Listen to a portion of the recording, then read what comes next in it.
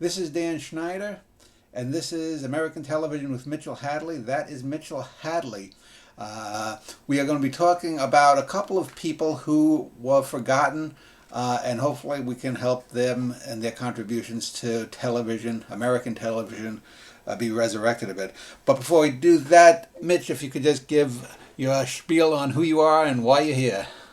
Sure. Well, I'm here because you invited me. No, actually, I am a classic TV historian, working particularly on the relationship between classic television and American popular culture. I write at the website itsabouttv.com. I've written two books about classic TV. The most recent came out last year. It's called Darkness in Prime Time, and it takes a look at how some of the classic era TV programs foresaw today's modern society and its descent into hell. And today I think we'll be talking about something a little more pleasant than that. So a couple of months ago, we sort of brainstormed the idea of sort of forgotten, remembered series of shows, and we did one already on Gary Moore. But I have to say, even as ubiquitous as Gary Moore was, I don't think name recognition outside of television, I don't think he was as big a star as Danny Thomas was at his absolute peak. And it's probably going to be hard to find someone who was as not only ubiquitous but well known and well regarded as Thomas, who's sort of fizzled out and away from the American consciousness the way he has. So before we get into the nuts and bolts of who he was, just to open things up, why do you think that is? Why has he fizzled? Well, it's quite interesting because, as you mentioned, if for people who own the Twilight Zone boxed set, where it has the teasers for upcoming episodes in it, the first couple of years that the Zone was on, Thomas's show was still on as well, and there would be a little blurb at the end of the show that basically said, also on CBS, join us for one of America's great entertainers, Danny Thomas, in the Danny Thomas Show. And that's what struck me about it, was that this wasn't just hyperbole here. This was a pretty much a given fact that Danny Thomas was one of the great entertainers in American history. Now, from there, how is it that he disappeared so much? I would just offer two or three suggestions, maybe. One of them, I think, is that his show is not as widely seen. Make Room for Daddy, the Danny Thomas Show, isn't as widely seen as some of the other shows that featured actors who have stayed in the public consciousness. Now, there are perhaps a variety of reasons for that, and we can probably get into that a little more in detail later on, but I don't think the show had the exposure to recent generations as much as some of the others have. In addition, I think Thomas's humor is very specific. It is of a certain type, the nightclub, the kind of humor that you might have heard in the upper New York area when you had the sort of the Borscht Belt. The Borscht Belt. Exactly. Yeah, exactly.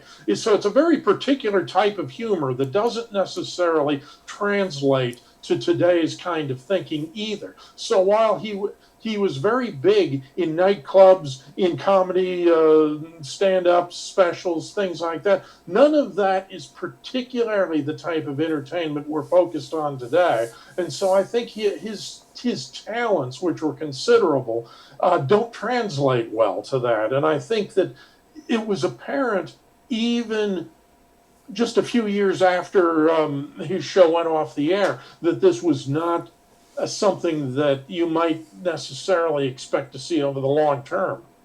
Yeah, I do remember, because I've mentioned a few times how when I was born in '65, by the time I was 3 or 4 and I could remember some things, I remembered a lot of TV.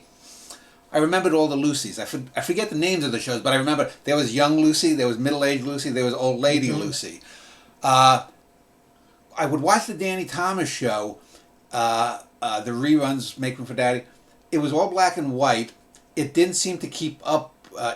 What was might have been fresh when it was started. It lasted what 11, 12 seasons.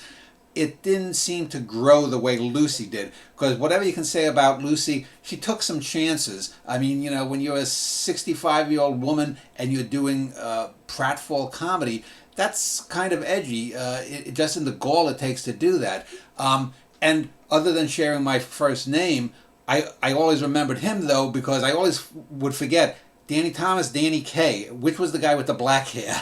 So that's how I remembered him going there. But I think there's one other thing, too, and we'll probably get to this as well. But I think Thomas, at the end of his acting career, or near the end of his career there, he remained very important behind the scenes as a producer. He did a lot of work with Aaron Spelling, for example, and he pretty much transitioned out of showbiz and into production and philanthropy. So I think that at a certain point in his career, it wasn't that important for him to stay in the public eye anymore. That doesn't mean that he didn't try some comebacks, did some other shows after the Danny Thomas show ended, but I think that his priorities changed a little bit as well. And so just as Lucy became a mogul behind the scenes, Thomas did as well. I think that Thomas just didn't stay as much in front of the camera as Lucy did for some of the reasons that we've talked about.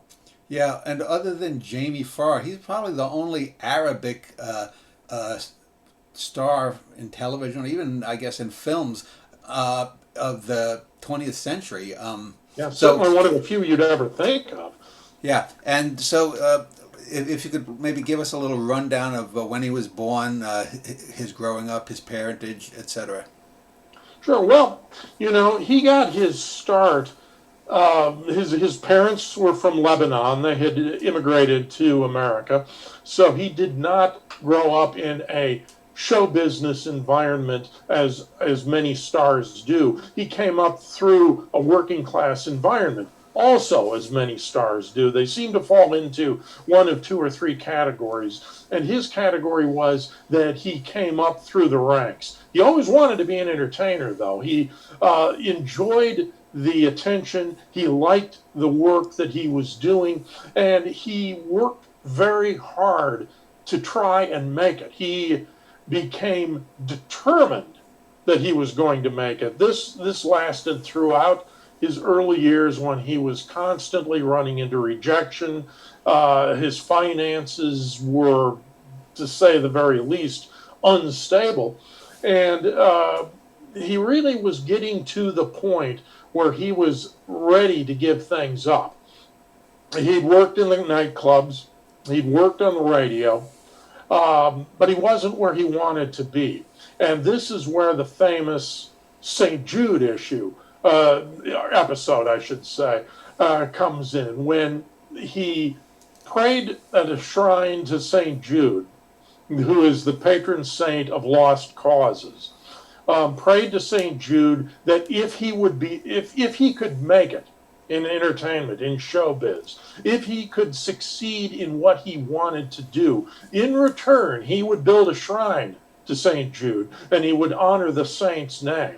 Now, this is a fairly common thing for people with a devotion to St. Jude, that they go to him as a last chance, and they often wind up saying that, if you grant this for me, I will share this success with other people. I will demonstrate that you never turn away from a prayer. And this is exactly what happened.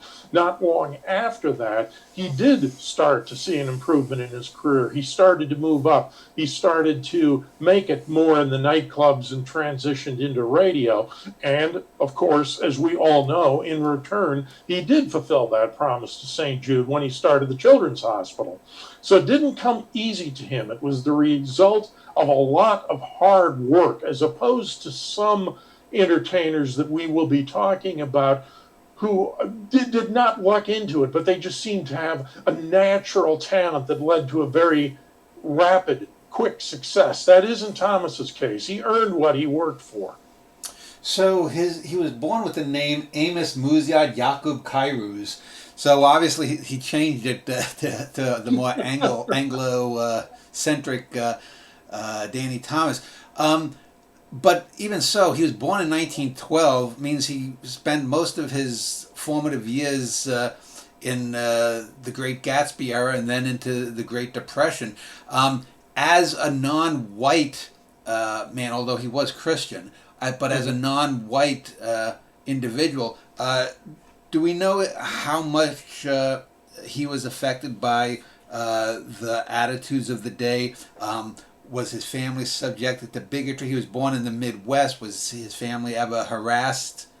Do we know? His he had the good fortune, as it were, to have grown up around Detroit.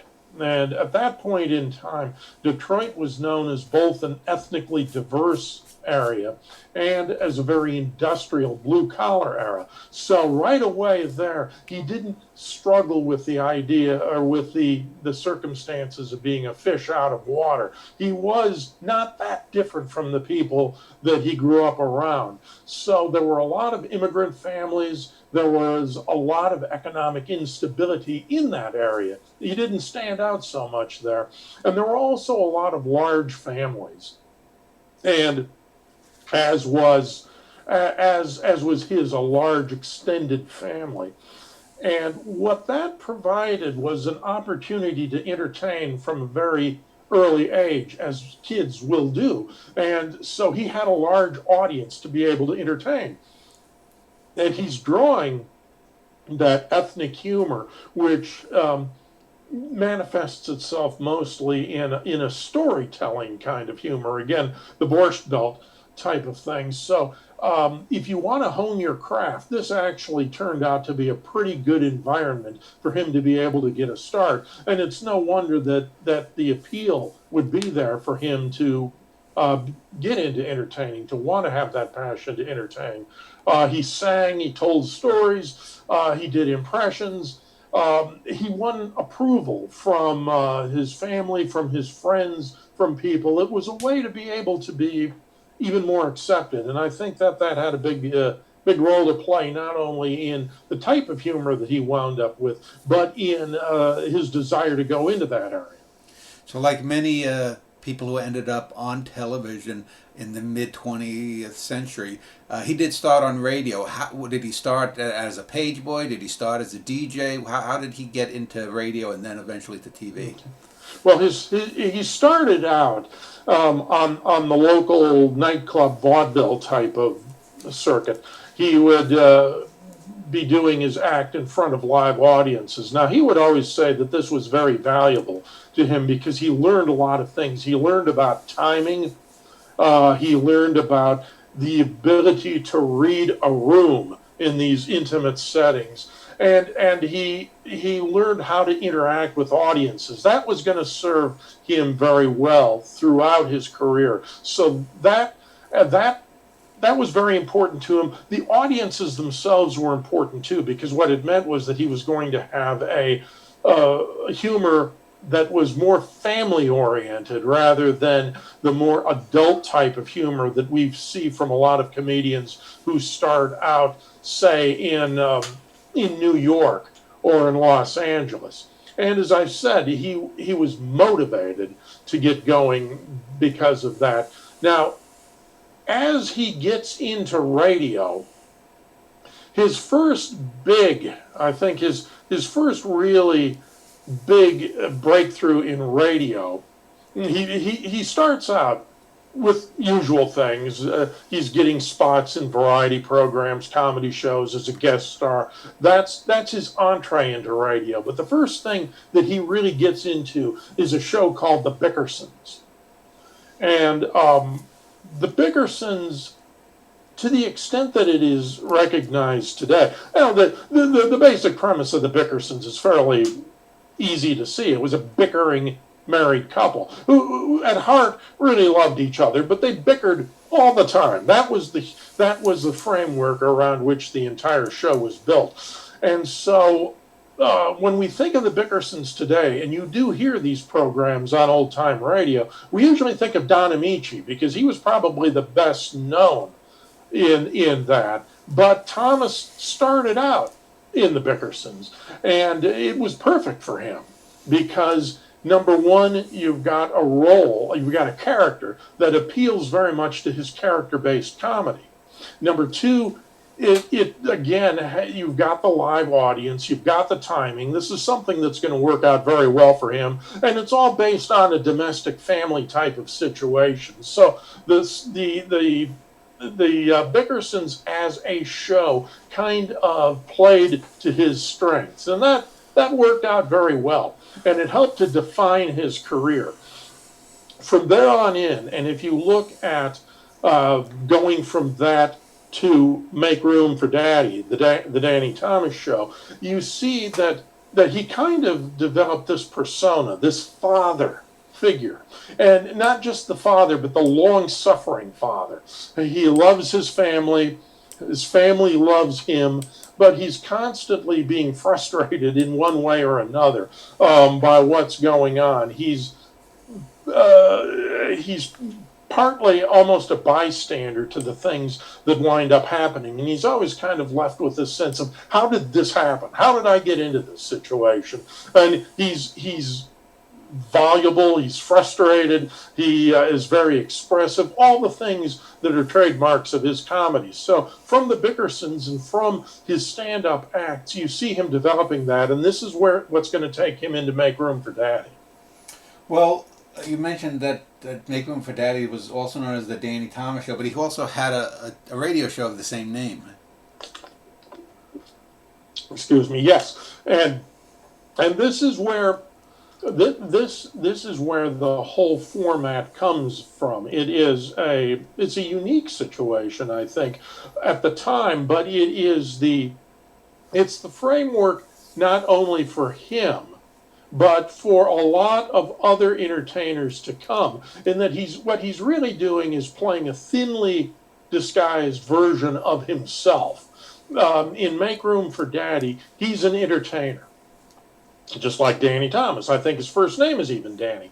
And so he is playing a thinly disguised version of himself, and in that persona as an entertainer, he's often out on the road. He's working with, he's touring, he's working with bands, he is doing other things. And during the time that he is out on the road, the family expands to fill the available space. So that means that there's one extra bedroom, or there's one extra place at the table, there's an extra place in the living room, all this kind of stuff. So without Dad there, the family expands to fill the gap. But when he comes home from his tours, when he comes home from work, they've got to shift back into the other form of the family, i.e. they have to make room for Daddy. Yeah. And so that's where the idea comes from.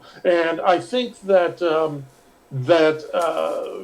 as it continues, this is something that really went well for him. I keep talking about this, but we see it so often nowadays with sitcom stars who have come from establishing nightclub acts or stand-up acts, that what they're doing is that they're doing a version of their own lives, and you're seeing their stand-up routines coming to life. But in this case, that really does play to his strength, because he's able to channel all of that into a situation comedy that makes great use of all of this and is immediately identifiable to a lot of people.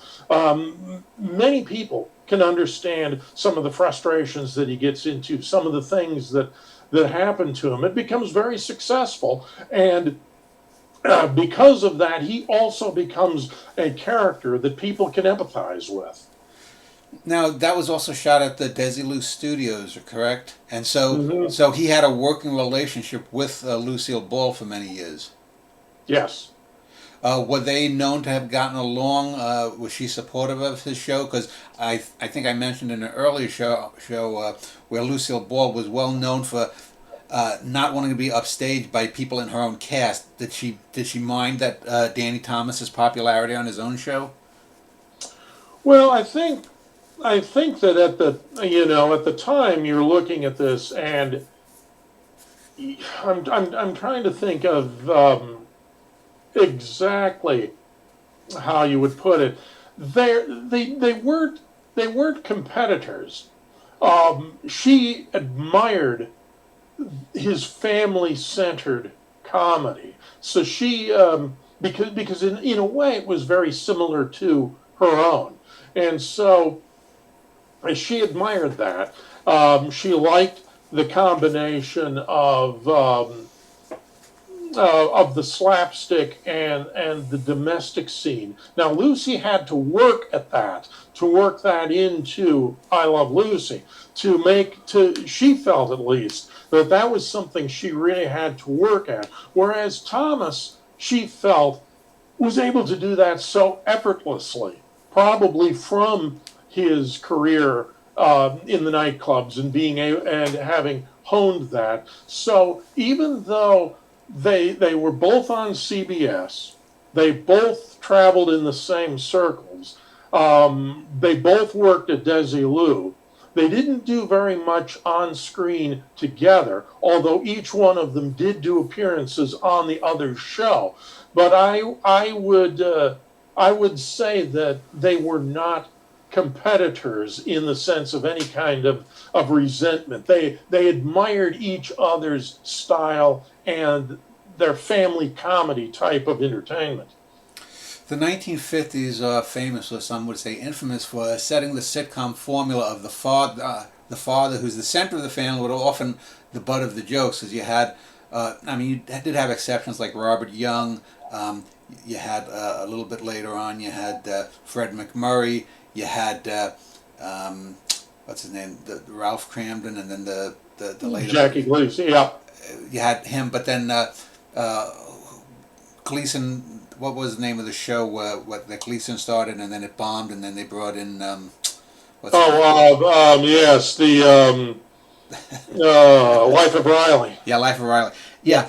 But yet here we have from in just one studio, Desilu, and probably on similar sound stages, we have Latino American dad, later to be dad, played by Desi Arnaz, a non-white male, and then you had Danny Thomas, the Arab non-white male.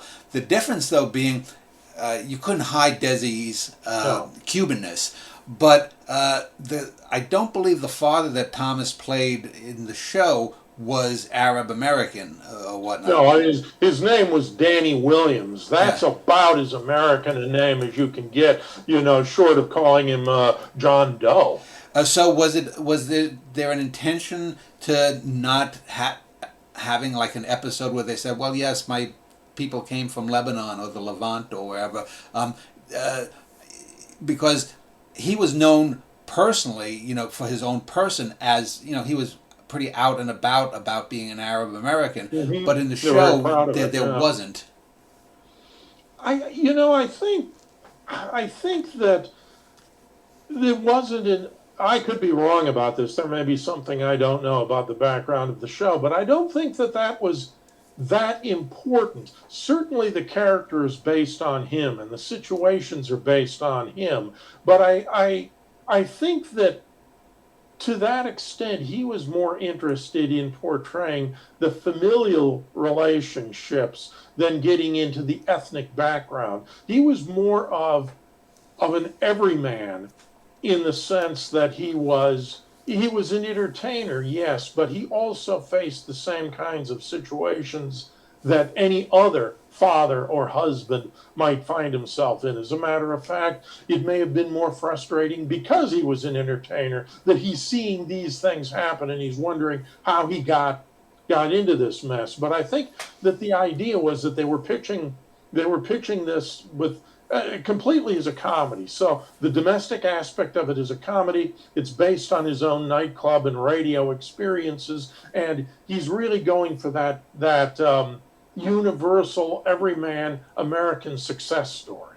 So if there is more to that, and there certainly could be, it's just something I'm not aware of. And one point about the show before we move on from the Danny Thomas show, probably the most interesting actor arc on it is by one of the least, or the youngest, I think maybe the youngest character on the show, played by Angela Cartwright, in that she goes from Danny Thomas show to The Sound of Music, and then she gets lost in space, and then she sort of fizzles out too, career wise. Isn't that a great arc though? Yeah. And well before she was 20. Yeah, exactly. Not many young entertainers have that kind of a resume that they can display at that age, but very successful. So when that show ends, the Danny Thomas show ends, it looks like he dabbles around in television for a few years behind the scenes, also in front of the scenes, hosting some stuff, before he basically, I guess, just taking a cue from Lucy, just becomes a producer. Yeah, in looking at the Danny Thomas show, I think there are a couple of things that are worth mentioning. One is that this is where the Andy Griffith Show comes from, as one of the early examples of a spinoff, and it comes with the idea that Danny is passing through this small North Carolina town and gets pulled over for speeding by the local sheriff, Andy Griffith. And this is the backdoor pilot for the Andy Griffith Show, which Danny Thomas produces, and which goes on to become a big success. So you see Andy getting his start with his sitcom through that. You also see some other stars that come in. Ann B. Davis, for example, although she also goes on in the Bob Cummings Show, and then, of course, winds up as Alice on the Brady Bunch. But you do see quite a few people get their start or get a boost from appearing on the Danny Thomas Show. You've also got an interesting early example of a cast change when Jean Hagen, who originally was Danny's wife. And that's always interestingly enough, this is always how his family is listed in the credits. You have Danny Thomas, and then you have the actress who is playing his wife, and then you have Rusty Hamer as his son, and you have Angela Cartwright as his daughter, and that's always how they're listed in the opening credits. It's very interesting. But Marjorie Lord, who is the original wife, was, I think, in a contract dispute. There are varying stories about that, and so she left the show, I think, after 4 seasons. But we'll say 4 seasons anyway. And so they spent an entire season essentially trying out new domestic situations for Danny to be in, new actresses who could be the next Danny Williams. Whatever had happened, she had died. Of course, that was the preferred way of introducing a single parent back in those days, was to make them a widow or widower. And so that had happened off screen. And by the end of that trial season that lasted the entire season, they had settled on Marjorie Lord as the new Danny Williams. Now, there are 2 things about this that I just wanted to take a moment to mention, because I think as far as TV history, they're at least interesting to me. Number one is that unlike most of the shows of the time, there was no very special hour-long wedding episode of the show, as is the case in, The Farmer's Daughter and Mr. Peepers, and going on through to Rhoda and all the other shows of the time. No, what happened is they got married off, between seasons, essentially. So he proposes to her, they are going to get married, end of the season, they come back for the new season, they're already married and they're on their honeymoon. That's very interesting, because they did not play the wedding itself to be a very special episode. I find that really refreshing.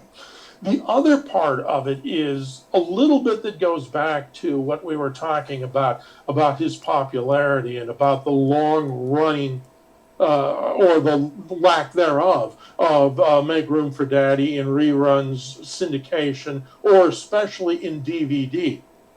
The story is, believe it or not, that because of the dispute with Gene Hagen, Thomas made the decision that none of her episodes would be included in future syndication packages. So while the show was on in prime time and it was being rerun in daytime on CBS, I think, and later on NBC, so it was on 5 days a week during the day, and then it was on in prime time. But after a certain point, after it had cycled through, the early episodes, the first 4 or 5 seasons, were no longer part of the package. And they still aren't. And so what that means is that unless you've got a MeTV type of situation where somebody digs in and actually starts showing the first few seasons, you don't have a complete package of the series, which means that you don't have a complete package of the premise. You don't have the entire foundation of Make Room for Daddy. You join the in progress, as it were, and you're never able to sell a complete series boxed set of it. Now, that may not be big because, as we've said, his style of humor kind of goes out of style. But you can't discount it either, that being part of the reason why the show did not have a continuing, enduring following. And it's not long after that. The Thomas Show goes off the air. And in the early 70s, he decides they try to make a comeback. Same character, same premise. This time it's called Make Room for Granddaddy. And other than the change from Daddy to Granddaddy, they've brought back as much of the original cast as they have. They have brought back the original premises. It's about as close to doing a reboot with the original cast as you can, but it doesn't go anywhere. I think it lasted part of a season. That's it. And so you could suggest from that by that point it was already apparent that kind of humor wasn't what was selling anymore. It wasn't edgy. It wasn't controversial. It wasn't like All in the Family, or it wasn't socially relevant. It was regular, old-fashioned humor. It's not on CBS and it's not on NBC. It's on ABC, which is still the graveyard for a lot of television series. They turn to him because they see him as somebody who might be able to rescue the fortunes of the network. Not coincidentally, they had also run some of the shows that he and Aaron Spelling had produced, like The Guns of Will Sonnet. But it doesn't succeed, and Thomas never again reaches those kinds of creative heights with any of his other endeavors. He hosts some specials, some variety shows on NBC, which is where his show came to a conclusion. He does a series, a dramatic series, much as Bob Hope did, an anthology series in which he would occasionally appear, but his role is mostly introducing dramatic shows that are going to feature other actors in straight dramas or pilots or comedies, and then every once in a while he will be on there with perhaps a special called The Wonderful World of Burlesque, where he goes back and does the history of burlesque or different things like that. But by the very nature of doing a show like that, you already see Thomas transitioning into kind of a nostalgic figure. He's not relevant in a comedic sense anymore, so his appearances are being marked as the old veteran taking a look back at how things used to be.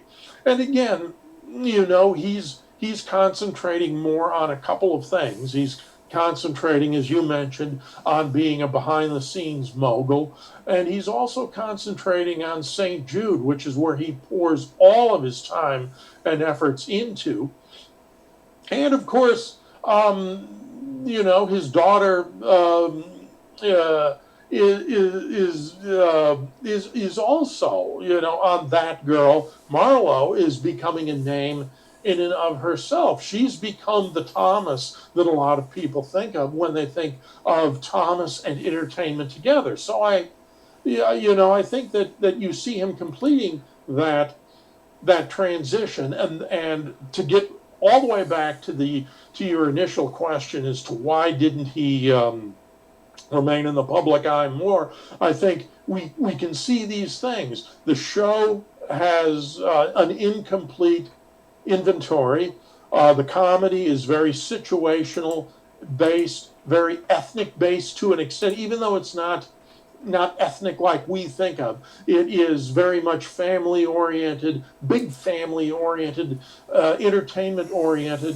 It goes out of style. He has other interests, and as a result, this man, who was called in the early '60s one of America's great entertainers, is virtually forgotten today. I think if he's remembered for anything, he's remembered for St. Jude, which is a substantial accomplishment in anybody's life. Earlier, I think you would have said he's known as being Marlowe Thomas's father. Now, in producing That Girl, it was interesting because I do remember maybe by the third or fourth season that was on, seeing it on prime time. That show did have quite an impact. People always talk about the Mary Tyler Moore Show, but hers was really sort of the first single girl alone in the city kind of comedy. In a sense, it was I don't think it was nearly as good a show as the Mary Tyler Moore Show. It didn't last as long, but without it, would you have even had the Mary Tyler Moore Show? But then, like her father, she goes into producing. She has a brother who's a producer, and you're right.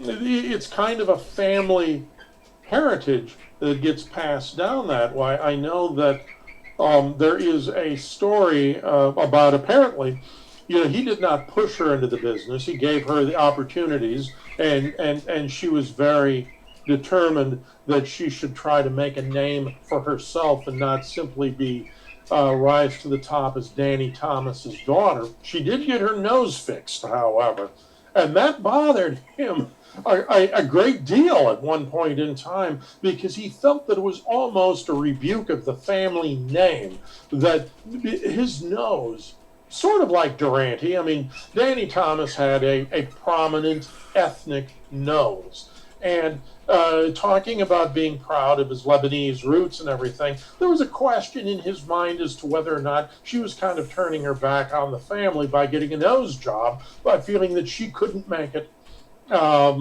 unless she looked like a conventionally attractive actress. Well, that's odd that a man who felt he needed to change his name is angry at his daughter for feeling to change her nose. I mean, the name seems to be more encompassing than the nose, because she could have had something, some breathing issues or something. Who knows? Mm-hmm. Well, I don't know if he was angry as much as he was kind of hurt feelings that he didn't understand it. But that's a generational thing too. That especially when you look at the times in which it happened, where you have this great generational tension between, say, Henry Fonda and Jane and Peter, and the McRaes between Gordon and Sheila and Meredith and things like that. So you probably also got a little bit of tension there. But speaking of generations, I think one of the interesting things to talk about is that the Mod Squad came out of the Thomas Spelling studios. And so there you do see who knows how much influence he had on that, but you do see a determination by the studio to get into socially relevant programming that's a long way from the kind of comedy and the kind of a family situation that you'd see in the Danny Thomas show. Yeah, and it looks then like after the early to mid 70s, once his daughter's show waned, he just slowly withdrew from Hollywood itself. But he must have made a hell of a lot of money if he could found the St. Jude's Hospital, because it's not just founding a hospital; it's a hospital that the purpose of is to help poorer people that can't afford to pay for hospitalization by any other means. Yeah, I kind of compare him in a way to Jerry Lewis, because in the latter part of his career, Jerry became almost 100% identified with muscular dystrophy, to the extent that when he would do some acting, which he did after I think quite a time away from it, people were really taken by his dramatic ability, which had always been there. And I think it's the same thing with Danny in a way, that he becomes so closely identified through his work with St. Jude that while people know the name and recognize the name, they think of him almost totally in conjunction with the entertainer who became this great philanthropist. And I have a suspicion. Anybody who knows him could tell me that I'm all wet. But I have the suspicion that if you had asked him which he was more proud of in the end, that he would say that he was more proud of everything that he had accomplished with St. Jude's than he was with what he accomplished on the Danny Thomas show, which is not to say that he wasn't proud of that. So we're sort of left with the oddness that here is someone who, unlike a lot of people, I guess, didn't, or rather, did choose to sort of fade away. When we did the show on Gary Moore, Moore was constantly looking for something. He felt that he didn't have his own intellect or talents fully recognized, and he was looking for something. Being on television was a way for him to prove himself. Thomas, it sounds like you said, the thing that was the most important was he had this vision of helping people, and television was just a means to that end. And so it wasn't as hard for him to walk away from it, or he probably wouldn't care that much if he's not in any list of the top 20 entertainers of the 20th century or something. Well, I think, I think the interesting thing is that if you look at Gary Moore, he was always trying. I think that to a certain extent he was always lost in a search for identity as to who Gary Moore is. Now, maybe I'm getting into the psychoanalysis end of things, like so many of the writers in the era did, but I think that he was constantly, as you said, trying to legitimize himself, to show that he was capable of more than what he had done. Whereas Thomas's success was all basically an outgrowth of his act. That when you saw him on television, that's who his act, his shtick was so closely based on his own life and experiences and family and humor, that this is who he was. So he was completely comfortable in his own skin with the kind of entertainment he was doing. He didn't feel like he needed to prove himself or to find his identity. This is who he was. So I'm trying to think, just sort of as we wrap this up, the only modern equivalent, and it's not a one-to-one equivalent, since the person I'm thinking of wasn't a television star but is a movie star. The person I think of is Keanu Reeves. He has a long history over the last couple of decades of giving money away to various causes, almost sort of embarrassed. I mean, if he hadn't given away, I don't know, several $100 million of his fortune, he'd probably be a billionaire by now. Who would you most likely compare his either career arc or trajectory to, if not someone like a Keanu Reeves? That's a good question. I guess because I mentioned him a couple of minutes ago, I would think of Jerry Lewis as somebody who was really big. Now I think arguably Jerry was a bigger star at his peak than Danny Thomas. Now you may quibble with that because Thomas was a big TV star, and TV has an increasingly big footprint in the entertainment business. But in the idea of transitioning from an entertainer, from primarily an entertainer to primarily a philanthropist, to the point where you become known for that more than you do for anything else. I guess I would say that Jerry is who I think of first. Now, in this day and age of Epstein, when we think of Jerry Lewis, his reputation is a bit stained the way some other people's are, not only for some of his relations with some of the actors, and especially female actors that he worked with, but also for some of his stuff regarding films, the clown one about Nazism. Yeah. Was there ever any scandal or any hint or whiff of distaste about anything Danny Thomas did? Because it seems he's almost saint-like.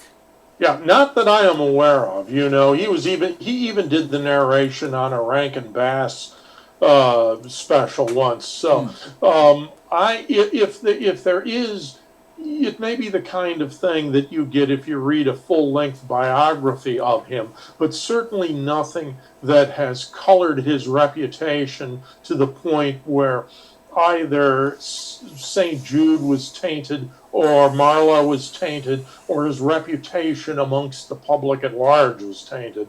I suppose that, when you dig into the weeds a bit, especially when you see the dispute he got, or the reported dispute with Gene Hagen, some people say that he came across in those as a cold businessman who could be kind of petty. But certainly as far as the greater public is concerned, and as the idea of scandal or anything like that is concerned, nothing that comes to mind that I'm aware of casually. So do you have a final summation just to end the show about him? You know, I was thinking about that, and again, what's funny about this is that I always seem to keep returning to the same 2 or 3 points, not because there isn't a lot about him there, not because I haven't got a lot of information on him, but I guess just because if you look at a cultural statement, I keep thinking back to the promos at the end of those Twilight Zone episodes about one of America's great entertainers, and the idea that somebody could become so completely overlooked.